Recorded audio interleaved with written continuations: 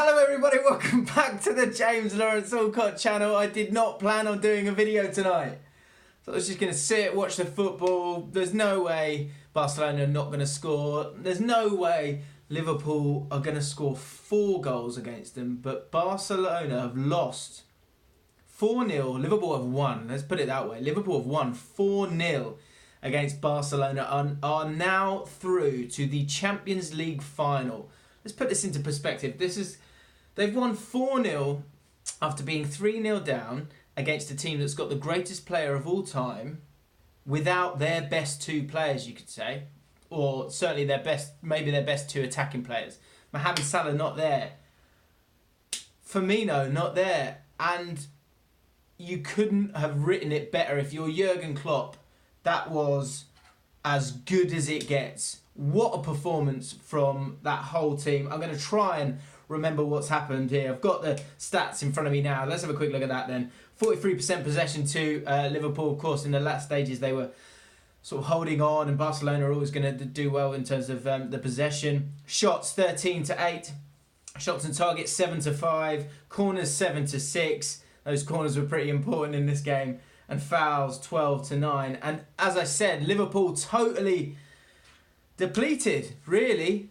But what a great example of the evolution of Jurgen Klopp's team and that squad that he's put together. Because first of all, let's look at the personnel in that team. Alisson in goal was superb. Alexander-Arnold, we'll get onto him in a second, but I thought he was spent after 70 minutes, but incredibly had the presence of mind for someone that young to do what he did and get that help get that 4th goal. That's pretty much his goal, to be honest. Matip, superb. His reading of the game is so much better than I realised. Van Dijk, who actually had a few moments for me where he wasn't the main man today for me, if I can dare say that. But of course, still played well. Robertson did great. Wijnaldum obviously had to come on for him. Henderson. Well, let me just run through it. Henderson, Fabinho, Milner, Shaqiri, Origi and Mane. And to pick out just one is going to be a nightmare.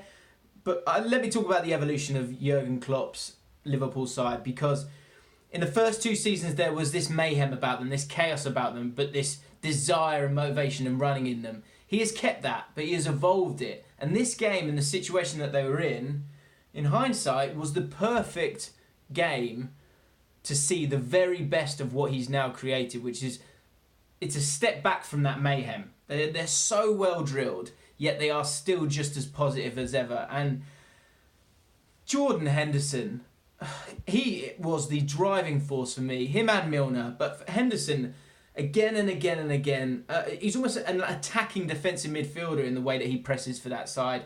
Helped create the first goal. Really hurt his knee at one point. He thought he wasn't going to come back onto the pitch, but then does so and didn't stop running. Fabinho had to to walk along a tightrope the entire game pretty much. Well, for a big part of it because he got booked. I'm amazed he didn't get red carded, which would have been devastating for him. But even right at the end there, positive, cutting out passes from Barcelona in that really dangerous zone 14 it's called, where Messi likes to operate. He got there once or twice, Messi, in the game. They had 1 or 2 chances. Alisson made a couple of important saves that keeps them in it.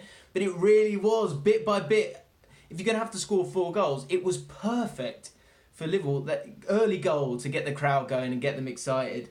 And then in the second half, two quick-fire goals. Were they both from Wijnaldum? I'm trying to keep up now. Both from Wijnaldum, they were, weren't they? Of course. The first one, across from Trent Alexander-Arnold, his first assist. The second, across from Shaqiri, and an incredible header. And it just shows, again, when I'm talking about the evolution of Klopp's team, the evolution of the squad. He had to rely on the squad, but the balance in that team of players who can play loads of different positions, but also someone like Wijnaldum, who's increased his work rate, but he always has that quality and that ability to finish and get the team a goal. And he stepped up, and the second goal, he's jumped up, hung in the air, and scored an absolute belter of a header. But Liverpool, once again, other teams, there would have been that shift in mentality where you get a little bit nervous, but Klopp has made them only be able to act in one way, which is positive, and to press and to work hard. And it allowed them to keep going, keep walking forward, keep moving forward. And then the presence of mind by Trent Alexander-Arnold, who, as I say, I thought 70 minutes, it looked like they were starting to get 2-on-1s down that right-hand side, and it was looking like it was going to be really difficult for him. I thought he might even cost them, because, of course, 1 goal for Barcelona, and they're pretty much into the Champions League final. But down the other end of the pitch, the corner happens, and is that planned or not? I guess we're going to find out in time, but I don't think it was. Ter Stegen's going, concentrate. Obviously, they weren't concentrating. The ball's just come to Divock Origi, and he's been forced to do that. He's been forced to do that by Trent Alexander-Arnold's vision, and that's this guy, this Trent Alexander-Arnold, he's going to be a 6 one day. He's not always going to be a right back, but what an education he's getting there in the first few years, and what quality he's got as that.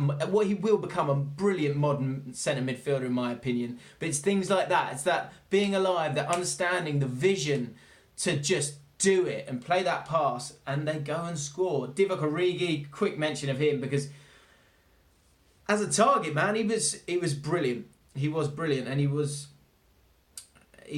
really stepped up there. I think, in the Newcastle game, it was something Jamie Carragher was talking about him being in central areas, and he's a lot more effective in that position in the pitch.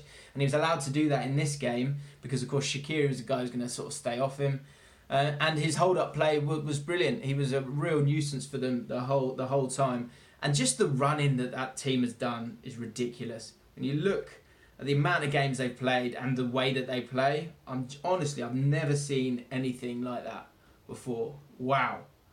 Final note on Mane. I thought he was the spark. I thought he really concerned the defence of Barcelona throughout the game, and just his work rate and his pace. Every single player in that team, they've made history tonight. I'm still in shock. I can't believe it, really. I was chilled out. I was ready to just enjoy the game, sat on the sofa. But as it went on, I was like, okay, I might need to talk about this. So here I am talking about it right now. Let me know, who is your man of the match for this game? I'm not going to talk too much about Barcelona. What I will say is, I said in the first leg, Liverpool were unlucky. They were better than Barcelona. A lot of you guys were getting angry with me in the comments, and you're more than welcome to your opinion. But I said then that this Liverpool side is a better team than this Barcelona team, and they have proved it without Firmino and without Salah. So I was right.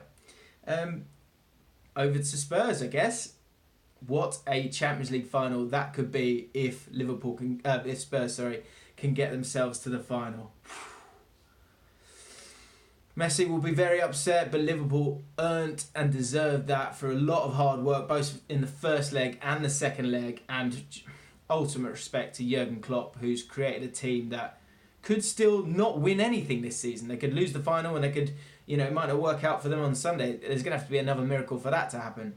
But what he has done at that football club, and in particular in Europe at that football club over the last few years, the Borussia Dortmund game 3 seasons ago, the Man City game at Anfield last season, and this season, fortress isn't even the word. There's some sort of magic that goes on at Anfield. I can only imagine what Chris and Paul are going through Redmen TV. After this video, do not watch any more of my videos. Subscribe if you want to subscribe, but head over to Redmen TV. You're going to get a plug from me here, because I will be doing that in just a second, because I want to hear from Paul and from Chris.